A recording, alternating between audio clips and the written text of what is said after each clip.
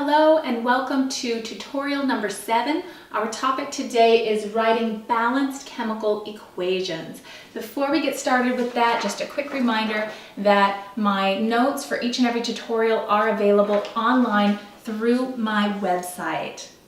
Okay, now that we know how to write formulas for elements, ions, compounds, both molecular and ionic, as well as some of the more common acids, we are finally ready to start writing balanced chemical equations to show chemical change. So let's go ahead and start with the reaction that's already written out, balanced on slide 2. And it's a reaction between propane gas. Propane happens to be an organic compound. We actually have not learned how to write the chemical formulas for organic compounds yet, so don't worry too much about that one. But it's reacting with oxygen gas. Oxygen is a diatomic molecule, so that's why I put the 2 here, to form carbon dioxide gas. So 1 carbon, 2 oxygens, and water. Water is a common name that you should know how to write the formula for. It's H2O, and it's also in the gaseous state. All right, so you see that I've already balanced this equation. We're going to get to that in a minute. For now, let's just take a look at the information that's given in this balanced chemical equation. Okay, so starting with everything that shows up on the left side of the arrow, these are called your reactants.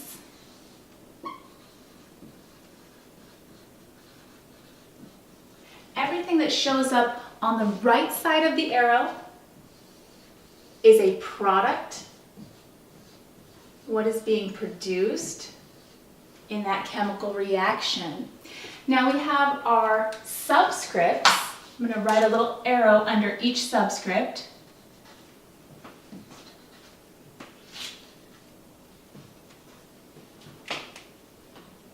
And the subscripts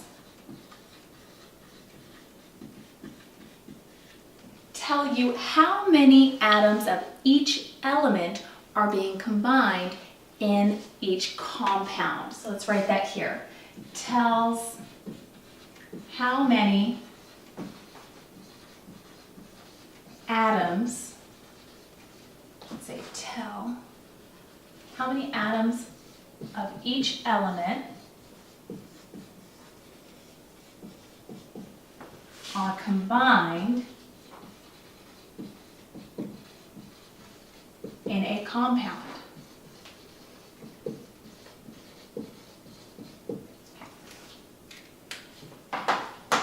And then we have the numbers that come before the chemical compounds. There's a 5 in front of the oxygen, a 3 in front of the carbon dioxide, and a 4 in front of water.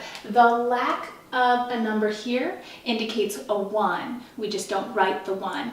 And these numbers are called coefficients. I'm going to write that here, coefficients. And we use these coefficients to balance the chemical equation so that it will follow the law of conservation of mass. Let me write that here. Used to balance chemical equations. Okay. So what is the law of conservation of mass? The law of conservation of mass tells us that atoms are neither created nor destroyed in these chemical reactions, but they are simply rearranged. Okay? So they're rearranged into new, different compounds, the products. That means that the number of each element, the number of atoms of each element that appears on your reactant side has to equal the number of atoms of each element on the product side. Atoms don't just disappear or come out of nowhere. They've got to all be accounted for both in the reactant and the product side. Okay, so that is the law of conservation of mass.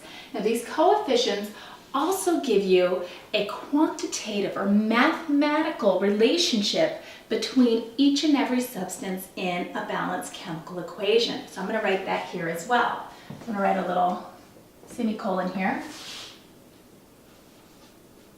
give a quantitative relationship for every substance in the reaction. So for an example, let's write example here. We can see from this balanced chemical equation that for every 1 molecule of propane, it's going to take 5 diatomic molecules of oxygen to react. The relationship is 1 to 5. So I'm going to write that here. For every 1 C3H8, it takes 5 diatomic molecules of oxygen, and I'll write that in parentheses there.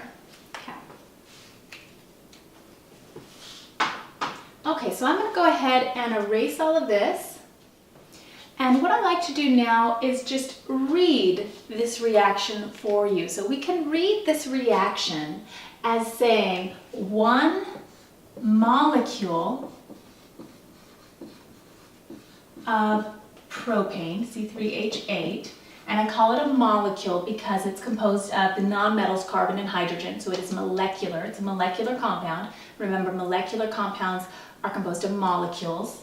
So 1 molecule of propane reacts with 5 diatomic molecules of oxygen. I'm going to write here, reacts with 5 diatomic molecules of O2 to form, let's put a hyphen there, to form 3 molecules of carbon dioxide and 4 molecules of water.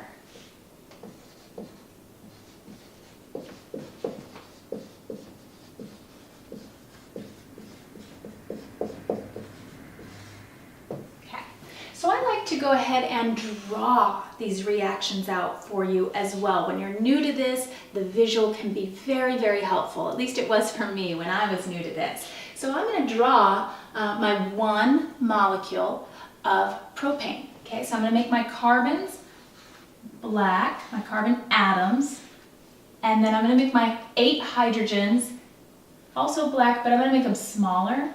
And I happen to know how the 8 hydrogens and 3 carbons are covalently bound together, and so my drawing is going to reflect that.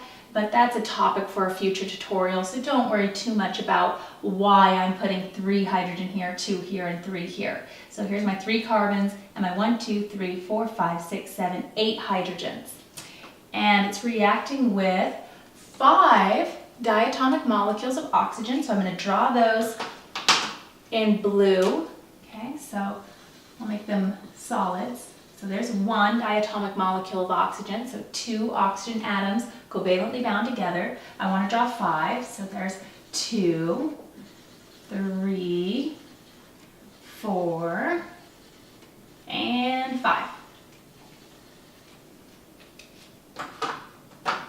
Okay, and this is forming 3 molecules of carbon dioxide. So again, I happen to know how the carbon and oxygen are covalently bound together, in what order. So I'm going to draw the carbon in the middle and 2 oxygen, 1 on each side. There are 3 of those, so I'm going to do that 2 more times.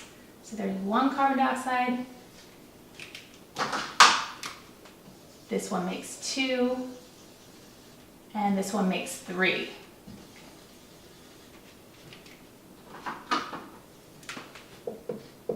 And 4 molecules of water. Okay, so no carbon in that one. So I'm going to make some oxygen here. 4 oxygen. 1, 2, 3, 4 oxygen atoms. And each one is covalently bound to 2 hydrogen. Okay, those are these little atoms, so I'm going to make them small.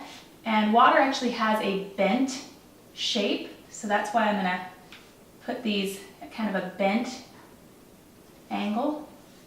Okay. All right, so this is to represent this reaction in like kind of a cartoon, a drawing form, so that I can just sort of prove to you that we're following the law of conservation of mass here.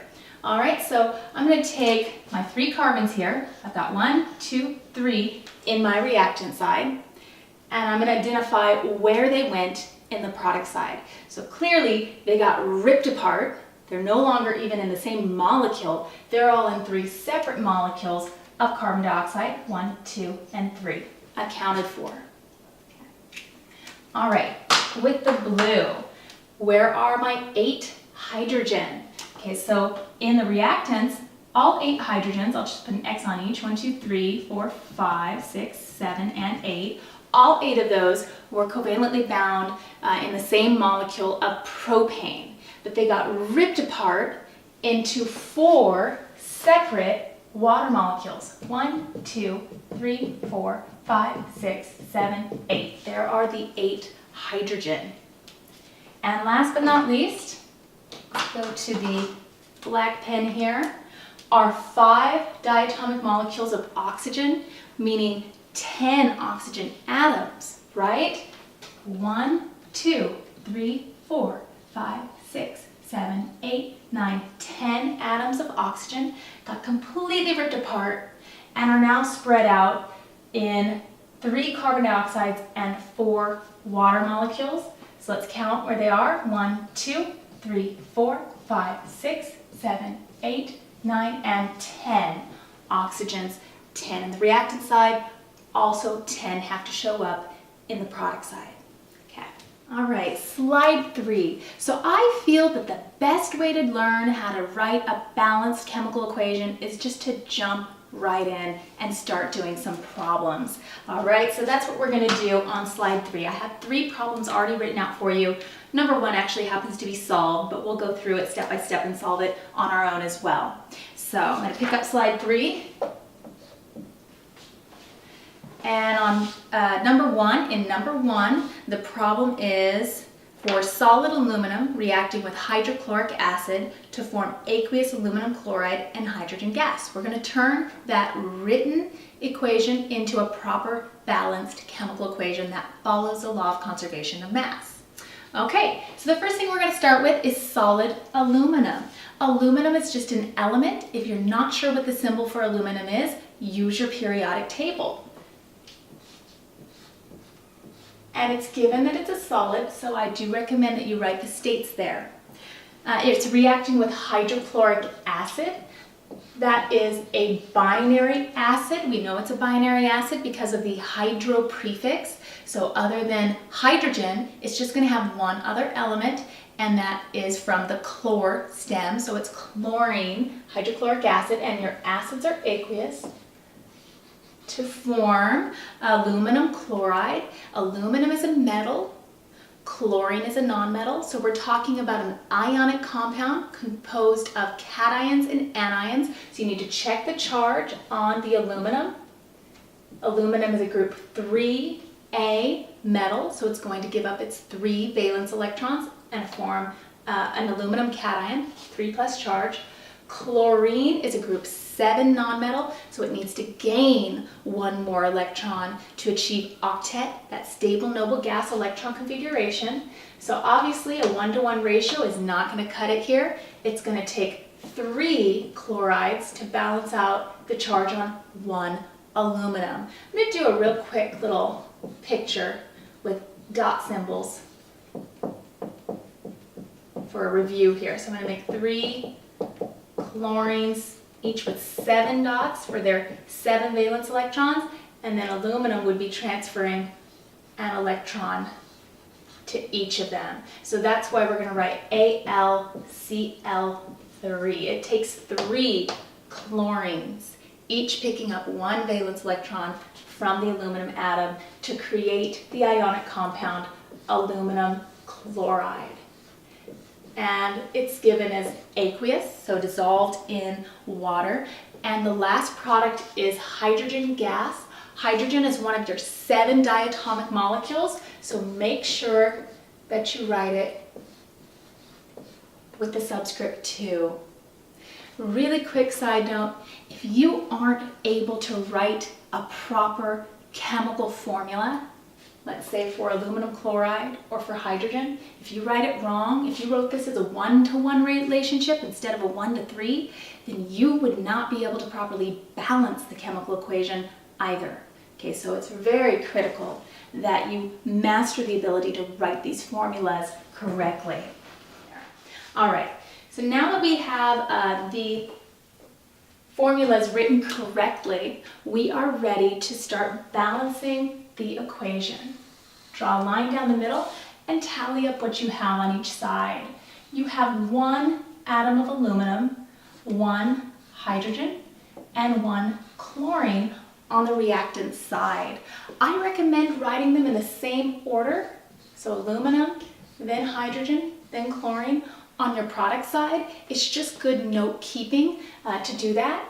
So on the product side, we have 1 aluminum, 2 hydrogen, and 3 chlorine atoms. So clearly this is not following the law of conservation of mass. We need to change some coefficients here. So a couple little tips to help you get started. Really, it's just jumping in. It's kind of trial and error, but a couple little tips that can help you. 1, don't start with the element that's already balanced. So in this case, don't start with aluminum. It's already balanced, okay? Tip number 2, and these tips are written on slide 3 for you. Tip number 2 tells you not to start with the most difficult element. So that doesn't actually apply to this problem because each element just shows up once in the reactant and once in the product. Okay, once, and once. But you can imagine if there was an element that showed up twice on the reactant side and once on the product side, that it would take 3 coefficients to balance it, and it would be more challenging than just changing 2 coefficients. And the third tip is that when there's a polyatomic ion on both the reactant and the product side, keep it together and treat it like an element. That will save you a lot of time. Now there aren't any polyatomic ions in this reaction, so that won't apply here, but it will apply in number 3, so we will get a feel for that in a moment. Okay, so don't start with aluminum. You can start with hydrogen and you can start with chlorine. It doesn't matter which you want to start with. Let's just start with chlorine, okay? So I want to make this 3. I'm going to do that by putting a coefficient 3 in front of the HCl, and that's going to change the number of hydrogen to 3 and the number of chlorine also to 3 so that the chlorine is balanced. Unfortunately, my hydrogen's not balanced, so now I have to go and try to figure out how to balance my hydrogen. Okay, so if I put, there's a 1 here right now, if I put a 2 here, that's going to make this 4. Okay, so then I'd have to go back over here and I'd have to put a 4 there as well. Well, let's try that. Let's see how that changes things. So this becomes 4, and let's update this to a 4, which changes hydrogen to 4, but also chlorine. Okay, so now we balanced hydrogen and we threw our chlorine back out of whack. Okay, so that's what I mean, just jump in there, it's trial and error, just keep going with it. All right, so let's figure out how to get our chlorine, once again, to balance. So we've got a 3 here, and we've got 4 of them here. So what can we do? Well, if we put a 2 here instead of a 1, that's going to change this to 2 times 3. It's going to change it to 6. It's also going to change our aluminum to 2, okay? And then, to balance our chlorine, we would have to put a 6 here. That would change our hydrogen to 6 and our chlorine to 6, okay? So we just threw our hydrogen back out of whack. So we're kind of going back and forth here. It's okay. We want to change this to 6. So let's go over here and make this 6 by putting a 3 here. So 3 times 2 will give us 6. Our aluminum got out of whack through this process. So let's come over here and make it 2 on this side. 2, 6, and 6. Whew, a lot of work, but we are balanced. Okay. All right, so let's erase here and let's go on to number 2. Sodium metal reacts with water to form aqueous sodium hydroxide and hydrogen gas. So again, sodium is just the element. So just find the element symbol in the periodic table. Metals tend to be solid with one exception. That would be mercury. Mercury is a liquid at room temperature, atmospheric pressure. And so I'm going to write the S there for the state. And it's reacting with water. That's a common name. Hopefully you've got that formula down, H2O. Water is a liquid at room temperature, atmospheric pressure, so I'm always going to indicate it unless it says otherwise, like that it's a vapor. I'm going to go ahead and write liquid. To form aqueous sodium hydroxide, that is an ionic compound. Sodium cations. Sodium is in group 1A, so sodium cation has a 1+ charge. Hydroxide is a polyatomic anion, OH with a 1- charge. So this is a 1-to-1 ratio, NaOH, and you're told that it's aqueous. Okay, let's erase that word down there. And hydrogen gas, diatomic. Don't forget, that is one of your diatomic molecules. Okay, so write the 2 subscript. All right, let's go to our blue. Draw a line down the middle and tally up what we have on each side. We have 1 sodium.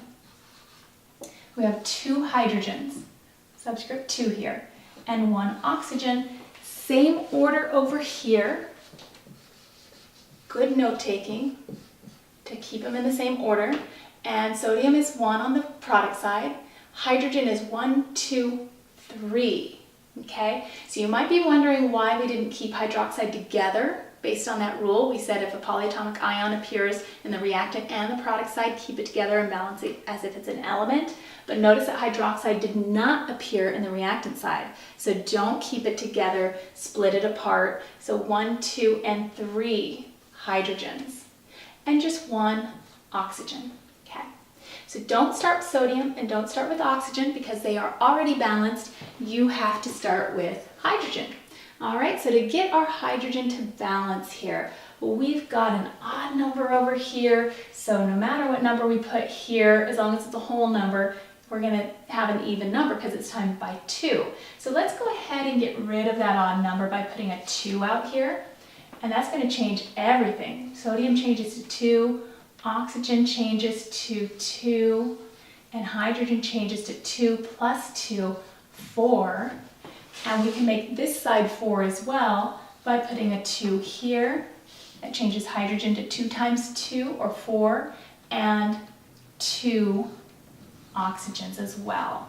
Okay, so we're almost balanced. We just have to finish off by putting a 2 out here for the sodium. 2, 4, and 2. And we're balanced. Okay. All right, let's go on to number 3. Okay, number 3. Aqueous aluminum sulfate reacts with aqueous barium iodide to form solid barium sulfate and aqueous aluminum iodide. So let's write our reaction and then we'll balance it. Aqueous aluminum sulfate. Aluminum is a metal. Sulfate is a polyatomic anion. So we are talking about an ionic compound here. So check your periodic table for the charge on aluminum.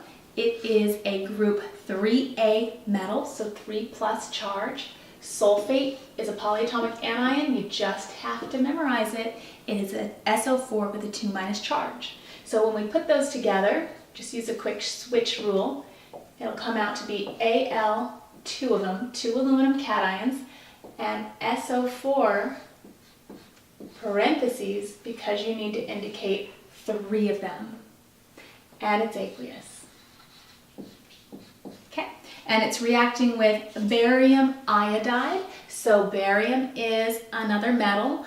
Iodine is a nonmetal, so we're talking again about an ionic compound. So check your periodic table. Barium is in group 2A. It's going to lose 2 electrons to form octet, that stable noble gas electron configuration. So therefore barium cations have a 2+ charge. And it was, what was it, iodide? Okay. Iodine is a group 7 nonmetal.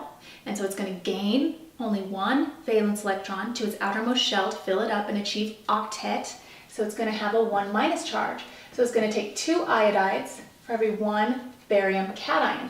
So Ba, I, 2. Aqueous. Okay.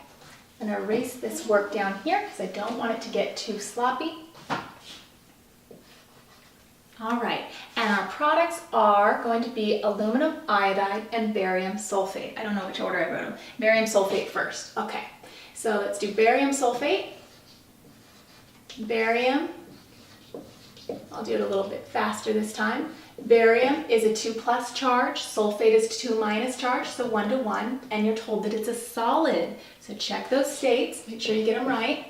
And last but not least, aluminum iodide. Aluminum is 3+, iodide is 1-, so it's going to be Al-I-3, and it is aqueous. Okay. All right, so we're going to draw a line down the middle, tally up what we have on each side, and balance it. Starting with aluminum, I've got 2 on this side. Sulfate, I'm going to go ahead and keep it together this time, because it shows up on both sides of the equation. So for sulfate, I have 3 on my reactant side. Barium, just 1. And iodine, I'm showing 2 atoms in the reactants. Write them in the same order. I cannot stress that enough. Even I get confused if I accidentally write these out of order. It's just good note-taking to keep them in order, okay? So aluminum, just 1 in the product side. Sulfate, just 1. Barium, just 1. And iodide, 3. So 3 iodine atoms. All right, so we got to balance these out. So we could really start anywhere except with barium in this example. So let's start with, oh, that would be easy. Let's start with the aluminum. Okay, I'm going to put a 2 here. My aluminum is now 2. My iodine are now 6. Okay. All right, come back over here, and again, you can go to either the sulfate or the iodine. We already did the aluminum, and the barium is still balanced. So let's go with sulfate. Okay, let's make this 3 over here by putting a coefficient 3 in front of everything, and that changes this to 3, and it changes my sulfate to 3. Okay. All right, still not quite there. Let's come back over here and update our barium. They're out of whack now, so let's put a 3 here. That carries all the way through though. So it's 3 barium and 6. 3 times 2 is 6. So 2, 3, 3, and 6, and we're balanced, okay? All right, just a couple little things that I'm going to say, and then we will complete our tutorial number 7. So never, ever, ever should you be changing these subscripts when you're balancing a chemical equation. Think about that. That makes sense. You would never want to change the subscripts, because if you change the subscripts, you're changing the chemical formula, the identity of the compound. So never change these subscripts here. Okay, if you change those subscripts, the compound identity has been completely changed, probably into something that doesn't even exist. So you don't want to be changing those subscripts, okay? Only the coefficients. Another thing that I see introductory students doing a lot is trying to write the coefficients in the middle of the formulas. No, no, no, no, okay? This is a whole barium sulfate together. You can only change the quantity of the barium sulfate as a whole. You can't sneak your 3 in here to just change the sulfates. Okay, the barium and the sulfate are together. Okay, so your coefficients always go out front to balance these chemical equations. Okay, so that will conclude our tutorial number 7. I hope you will consider tuning in to problem set number 7, where I will be working lots and lots of problems where we are writing and balancing chemical equations. Thank you.